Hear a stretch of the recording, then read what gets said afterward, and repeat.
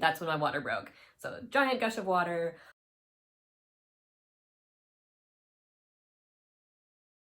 Hi guys, welcome to my channel. My name is Elizabeth. I make mom and cooking videos, so if you enjoy that kind of content, make sure you subscribe and give this video a thumbs up.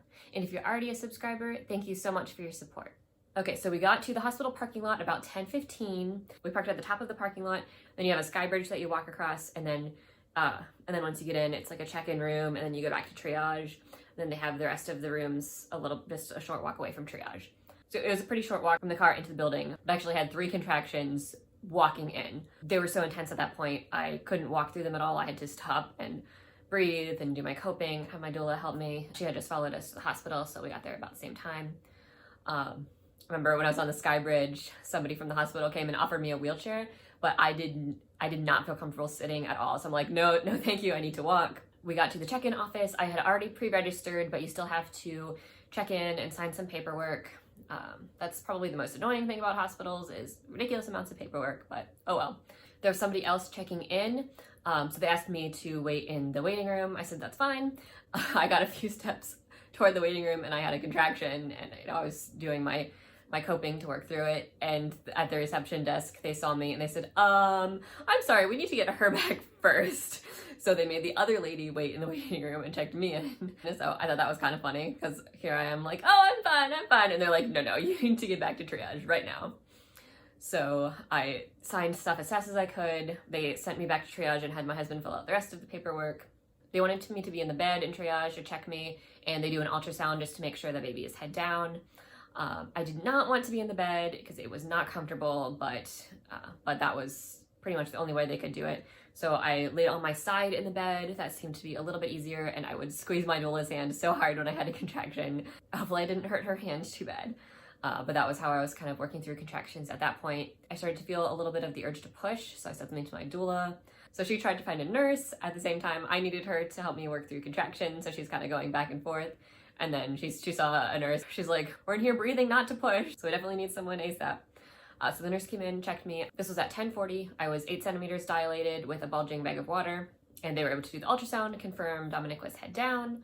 I brought my own outfit for labor because I'm not a fan of hospital gowns. They never fit me right, and I knew they wouldn't be as comfortable. I'll put a link to the one that I have in the description. It was perfect. I definitely recommend it. It has snaps that you can take down for breastfeeding. It has slits in all the right places if you would get an epidural and all that good stuff.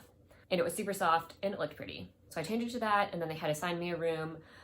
They offered me a wheelchair again, but again, I did not want to sit. I'm like, I am gonna walk. So I was actually practically running to my room. Luckily, it was on the same floor, so I didn't have to worry about an elevator or stairs. By the time I got to my room, it was about 11 o'clock. I had more paperwork that I had to sign in my room. So in between contractions, I was signing papers. They hooked me up to an IV, and since I had been so dehydrated, they did give me IV fluids. I was so out of it, I don't even know when they gave me the IV fluids. At some point around there, they did. This is a really weird aside, but I think that them pumping me full of IV fluids made my legs like really soft for a few days after that. When I shaved my legs, I noticed they were just so soft, like so much softer than my legs normally are. I don't know if it was from the IV fluids or what, but just a weird thing. If you've ever experienced something like that, let me know in the comments. It'd be interesting to hear if anyone else has noticed that.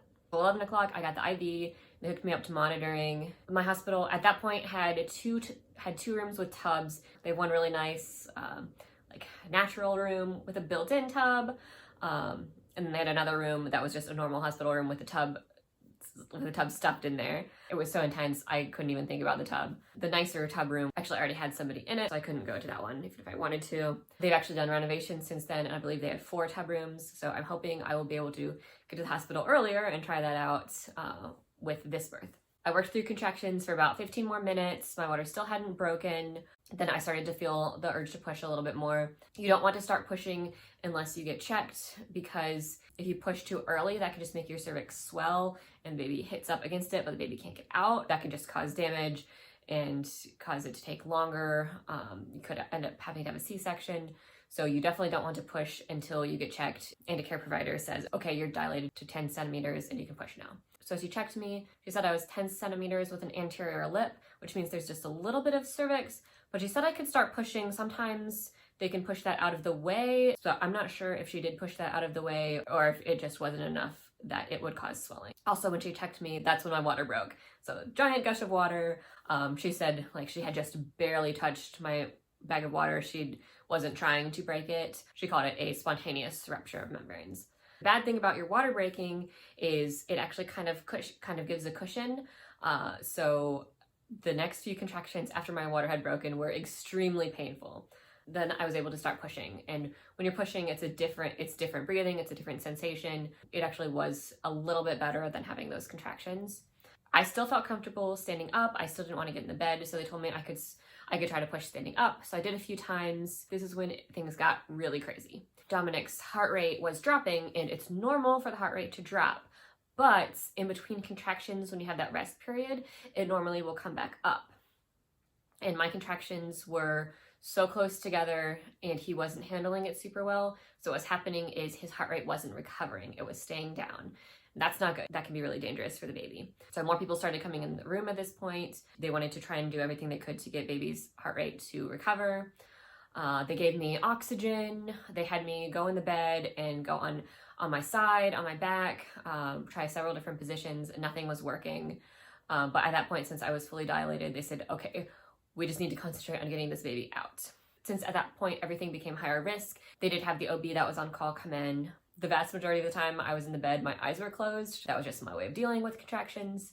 So I figured there were maybe like 5 or 6 people in the room. My husband told me later there were at least a dozen people in the room. Lots of nurses, OB, maybe a midwife, probably a resident doctor. I think there was an anesthesiologist in there. There may have been 1 or 2 NICU people in case there was an issue with the baby. So they really wanted me to push at that point. I'm sure you see like on TV in the movies where they say, okay, push for 10 seconds, and then you can stop, and then push again for 10 seconds. Really, that whole 10-second thing is best if you've had an epidural, because you don't necessarily feel the urge to push as much. Since I hadn't had an epidural, their timing wasn't going with what my body was telling me to do, so I just completely ignored their whole 10-second thing, and I just pushed when my body told me to, and when I was having a good contraction. I remember I ended up screaming a few times, just because it was so intense, and my doula told me something like, okay, I'll take the energy from that screaming, I'm gonna use it to make low tones and push your baby out. That helped. His heart rate still wasn't recovering, so the OB ended up doing a vacuum assist. It's basically a little disc that they had to push inside of you and attach the baby's head, and then use that to help pull the baby out when you're pushing. I think they just had to use it one time, so just a little bit, and then he came out.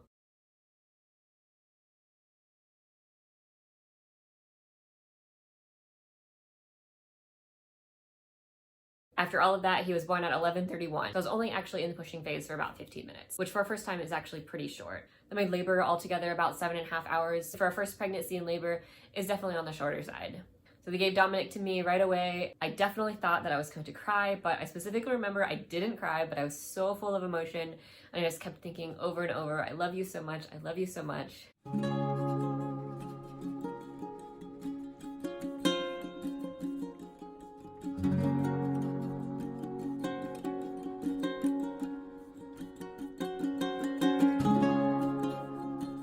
Definitely got that big flood of feel-good baby hormones just from meeting my little baby. A few minutes after that, maybe like 5 minutes, I felt kind of a gush, and I'm like, well, that was either my placenta or I just lost a bunch of blood, but probably my placenta. And that didn't hurt at all. I didn't even have to push, so but I assume it was my placenta because nobody said anything about having to deliver it.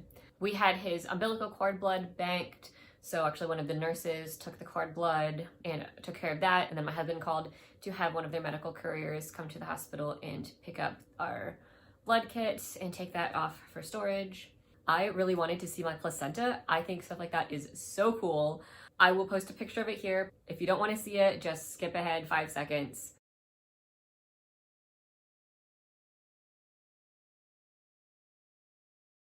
I just think it's so cool that my body grew an organ to help take care of my baby. Some people actually eat their placenta. They put it into capsules or will just like cut chunks of it and put it into a smoothie. I don't have the stomach for that, but I just thought that being able to see it and have the nurse show me was really cool. This is when I found out more crazy news. So because everything was so fast and so rushed and they happened to use the vacuum, that actually caused a really bad tear. The OB said she rated it as a 3.75 out of 4. 4 is the worst tear you can get. So that was not good. Normally, if you have an epidural, they can stitch you back up, not have to worry about you being in pain. She said it was too extensive to just use a local anesthetic, and she also didn't have enough light in the room. They don't have bright lights back in the delivery rooms. So I was going to have to go to the operating room and have a spinal and have surgery for repair. Spinal is pretty similar to an epidural, the same medicine and numbing effect. It's actually what they would give you if you get a C-section. Epidural is a catheter that goes into your back, so the idea is that you can add more of the epidural medicine throughout your labor, where spinal is just one single injection. Since you know it won't be a super long time, you won't have to add more medicine to it. I did not want to do this, but to get a proper repair, I didn't really have a whole lot of choice. They did let me stay with Dominic for about a half hour and get skin-to-skin bonding with him, but they said, okay, we'll just take you back for your surgery while we're getting Dominic's height and weight and all that. That's my biggest disappointment, that I wasn't able to be there for that. So they took me back to the OR. I didn't have any issues getting the spinal or anything. Altogether, the prep and the surgery took probably about an hour and a half. Longest hour and a half of my life because I just wanted to be with my newborn. But the repair went super well. As far as my recovery at home, I definitely had to take it easy. I had an extra checkup appointment, but luckily everything healed super well and I don't have any long-term issues from it. When I got back to the hospital room, my husband had ordered food for me and I got more of my newborn snuggles. We got to nurse. Since I was holding Dominic, I made my husband feed me my food. So that was kind of fun.